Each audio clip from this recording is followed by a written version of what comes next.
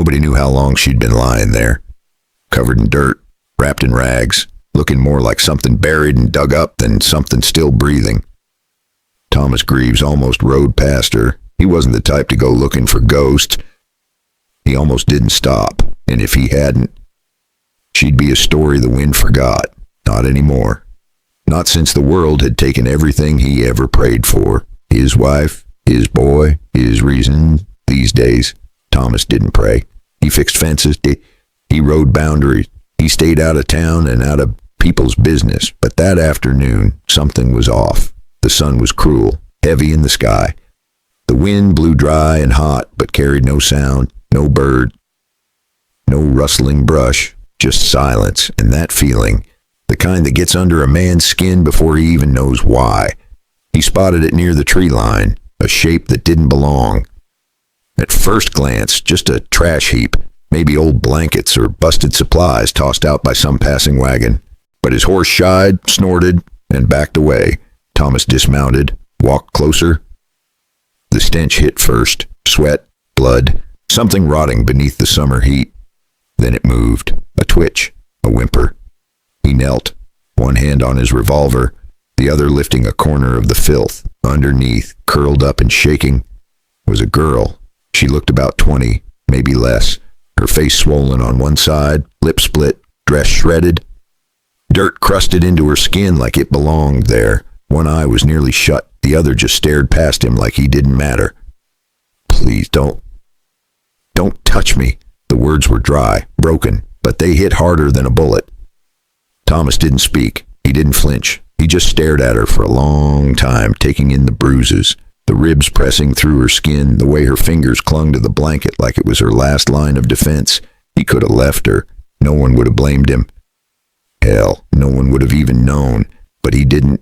He took off his coat, wrapped it around her shaking body, and lifted her gently into his arms. She didn't fight, didn't cry. She just sagged into his chest like a broken thing, long past the point of screaming. The ride back to his cabin was dead quiet, not a word, just the creaking leather and the distant caw of a crow somewhere far off. But in that silence, Thomas felt something stir, something he thought had died a long time ago. She didn't say another word, but he knew. Whatever had happened to her, it was bad, and whatever was coming next, it wasn't going to be any easier. Thomas didn't ask her anything that first night, didn't ask where she came from, what happened, or who she was running from. Hell, he didn't even ask her name. He just laid her down in the old back room, the one that used to smell like fresh biscuits and lavender soap. Now it just smelled like dust and years. He lit a lantern, left it by the door, and told her there was water and food on the table. Then he walked out and shut the door soft.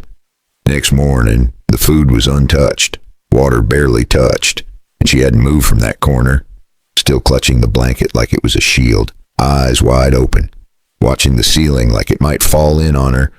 Thomas didn't push. He made eggs, ate his in silence, left the rest on the stove, covered. Second night, same thing. By the third morning, she'd taken a sip of water, that was all. But it was something, like the first spark in a long dead fire. Thomas didn't say much, and he wasn't good with words no more, but he found his old harmonica in the drawer. Used to play it when his boy was small, just a few notes by the fireplace, nothing fancy. Figured it might make the place feel less like a grave. He played that night, low and slow. She didn't move, didn't speak, but her breathing evened out. Her jaw twitched, then her hand moved, just barely, but it was enough. And when he finished, and he swore he saw her eyes close for the first time. Next day, she ate half a biscuit, looked at him when he brought in fresh water. Didn't speak, but didn't flinch either. Progress?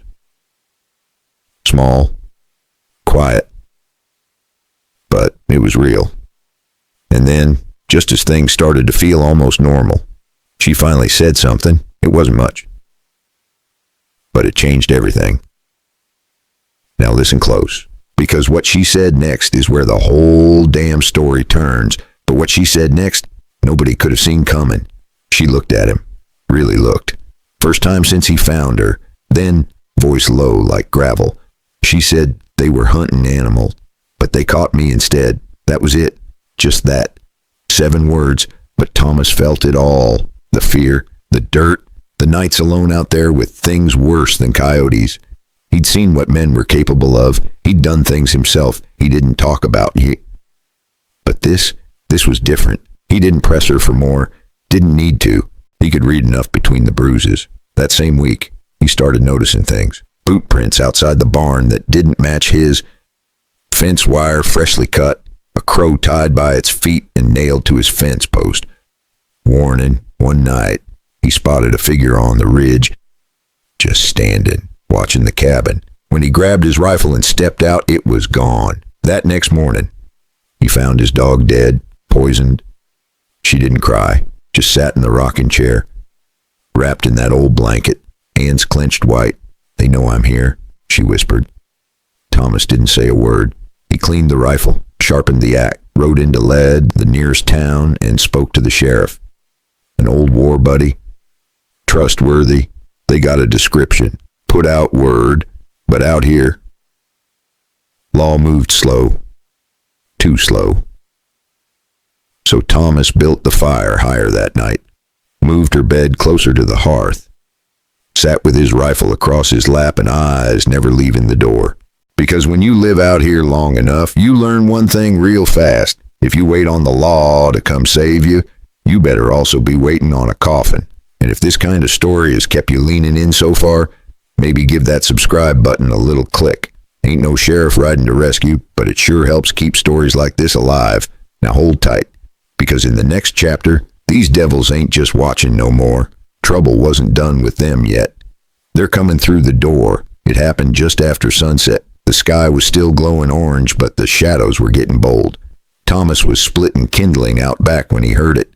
That sound no rancher ever mistakes. Hooves, 3 horses, slow, intentional.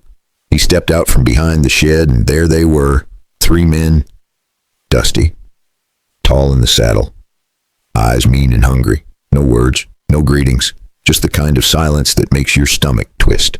The one in the middle, face half covered with a rag, spit and pointed. "We're here for what's ours." Thomas didn't blink, just gripped the axe a little tighter. Inside the cabin, she heard them too, heard the boots hit the porch, the creak of the floorboards, the doorknob turning. She didn't scream. She didn't hide. Instead, she grabbed the old shotgun Thomas kept by the window. He had shown her how to hold it, how to brace, just in case. Well, the case was here. The door opened. One of the men stepped inside, cocky like he'd done this a dozen times before. She pulled the trigger.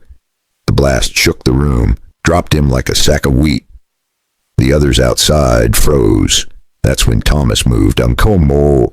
He came from the side, swung the axe straight into the second man's gut before the fella even got off his horse.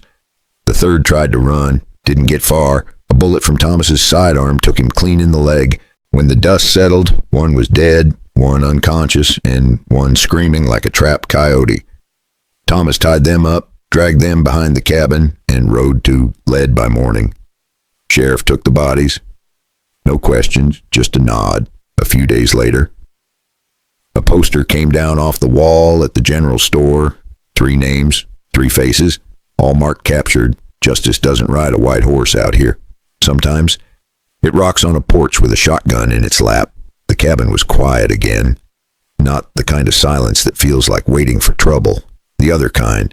The kind that makes you breathe a little deeper. Sit a little longer. Hear your own heartbeat without fear chasing it. Thomas didn't say much after what happened. Neither did she. But something changed. You could see it.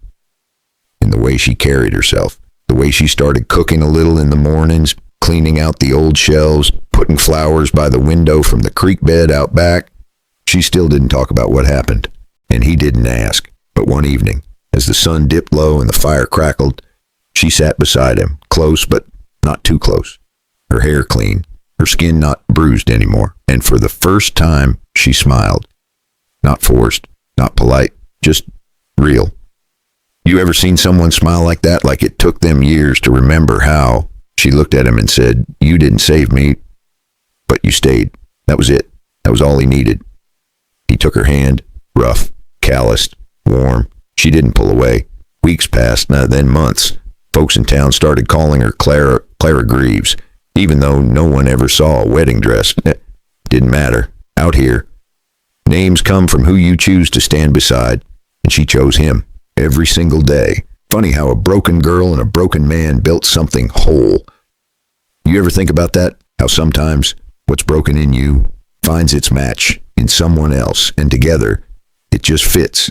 Makes you wonder, how many folks out there just need someone who won't walk away?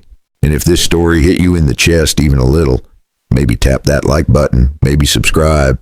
There's more stories out here like Thomas and Clara. Stories about grit, about healing, about how love ain't always loud, but when it's real, it doesn't need to be.